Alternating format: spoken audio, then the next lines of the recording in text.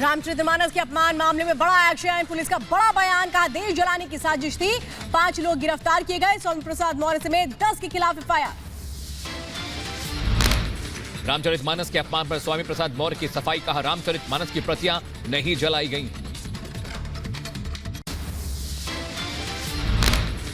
तो आपके प्रश्न का उत्तर यह है कि रामचरितमानस की कोई प्रति कहीं जलाई ही नहीं गई है।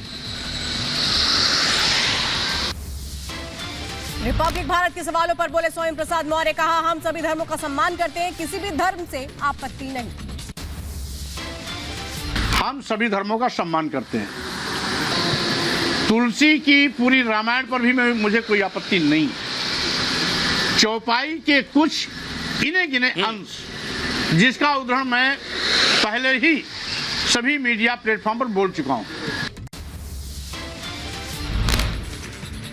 रामचरितमानस पर रिपब्लिक भारत ने स्वामी प्रसाद मौर्य से सवाल पूछा। मानस की चौपाई पर स्वामी प्रसाद मौर्य नहीं जवाब दे पाए, सवालों से भागते नजर। रामचरितमानस पर न मैंने कभी उंगली उठाई न आपत्ति की। कुछ चौपाई के अंश जो इस देश के महिलाओं, आदिवासियों, दलितों और पिछड़ों को अपमानित करने के आधार बनते हैं, हमने उनको विलोपित करने या संशोधन करने की मांग की है। रामचरितमानस के अपमान पर स्वामी प्रसाद मौर्य पर एनएसए लगाने की मांग है कि ये मांग की गई है। कांग्रेस नेता आचार्य प्रमोद कृष्णम की ओर से नेशनल सिक्योरिटी एक्ट के तहत कार्रवाई की जाए, ये मांग की गई। रामचरितमानस के अपमान को लेकर लोगों में आक्रोश। स्वामी प्रसाद मौर्य के खिलाफ लखनऊ में प्रदर्शन हो रहे हैं। अखिल भारतीय हिंदू महासभा ने उनके खिलाफ प्रदर्शन किया। हाथों में बैनर लेकर के सड़कों पर उतरे लोग, रामचरितमानस का अपमान करने वालों पर कार्रवाई की मांग। सपा नेता स्वामी प्रसाद मौर्य ने किया रामचरितमानस का अपमान, कहा मानस में आपत्तिजनक अंश, सरकार को लेना चाहिए संज्ञान। किसी धर्म ग्रंथ को नहीं जलाया जाता और न जलाया जा रहा है। गाली देने वाले आपत्तिजनक अंश को यदि कोई जलाता है तो धार्मिक पुस्तक नहीं है। समाजवादी पार्टी नेता स्वामी प्रसाद मौर्य के रामचरितमानस पर विवादित बयान पर अखिलेश यादव की सफाई, कहा रामचरितमानस के खिलाफ कोई नहीं, ना स्वामी प्रसाद मौर्य खिलाफ में है और ना इसके खिलाफ बोल रहे हैं। ग्रंथ के खिलाफ कोई नहीं है, ना मैं खिलाफ हूं। भगवान श्री राम के खिलाफ कोई नहीं है, रामचरितमानस के खिलाफ कोई नहीं। हमसे बोलो रामचरितमानस के खिलाफ नहीं है। और बीएसपी अध्यक्ष मायावती का सपा पर बड़ा हमला, कहा रामचरितमानस की आड़ में सियासत, बीजेपी की तरफ नफरत फैलाने की राजनीति कर रही सपा। अखिलेश यादव की बीजेपी से मिली भगत है। स्वामी प्रसाद मौर्य पर कपिल मिश्रा का निशाना, कहा बड़ा हमला करते हुए कहा रामचरितमानस पर है, मोदी जी पर नहीं। इनका निशाना मोदी नहीं भारत है।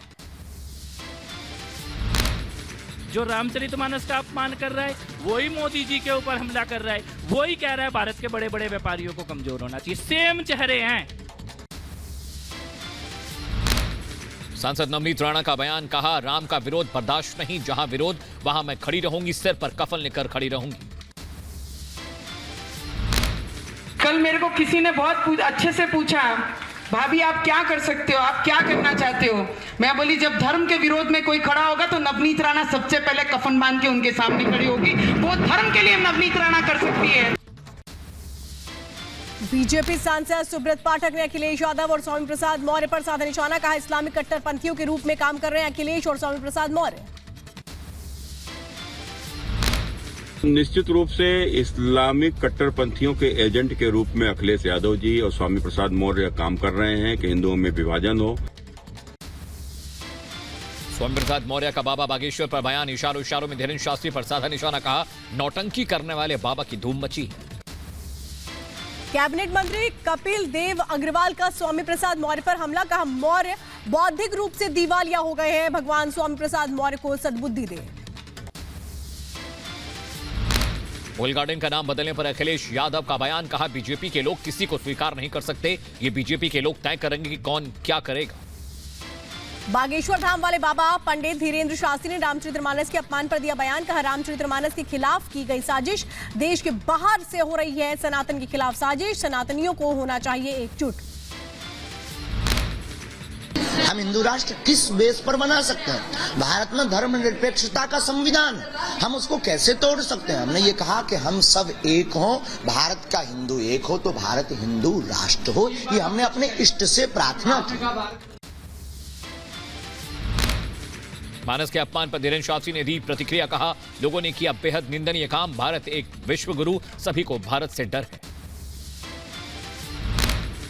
उनको भारत में ये बोलने का अधिकार किसने दिया है? रामचरितमानस 100 करोड़ हिंदुओं की आस्था है, हनुमान चालीसा 100 करोड़ हिंदुओं की आस्था है, पर हम उनको यही कहेंगे रामचरितमानस को भारतीय राष्ट्रीय ग्रंथ घोषित करना चाहिए, तभी भारत विश्व गुरु बनेगा।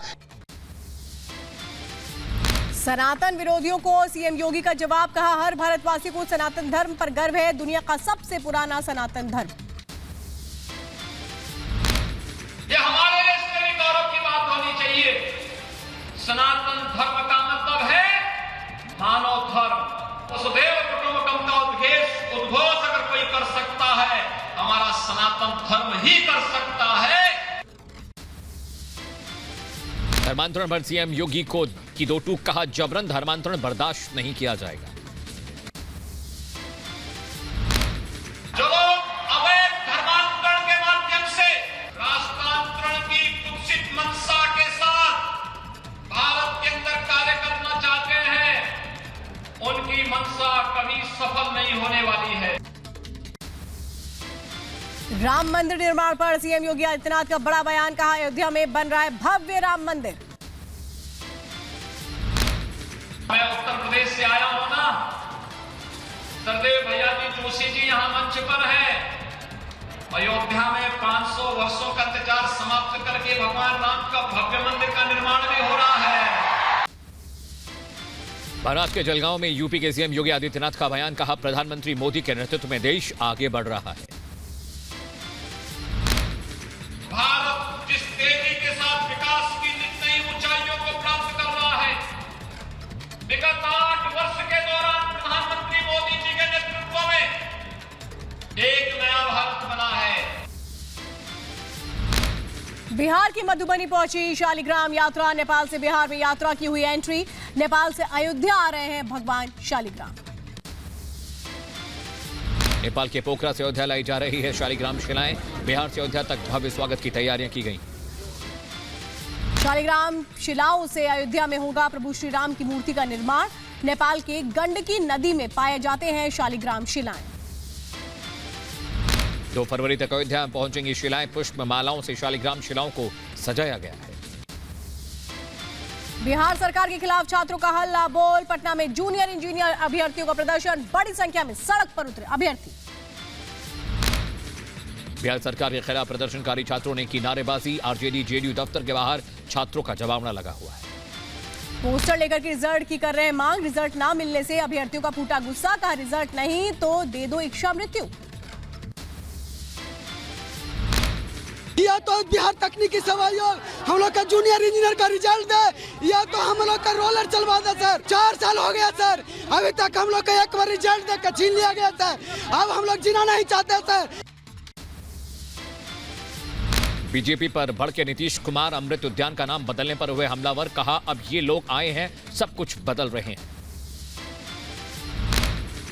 अब ये लोग जो आ गया है सब चीज बदल रहा है, देश का एक एक चीज को, सब चीज को बदलना चाह रहा है। क्या क्या चीज नया नया नामकरण करने के चक्कर में, क्या मतलब है इन लोगों का?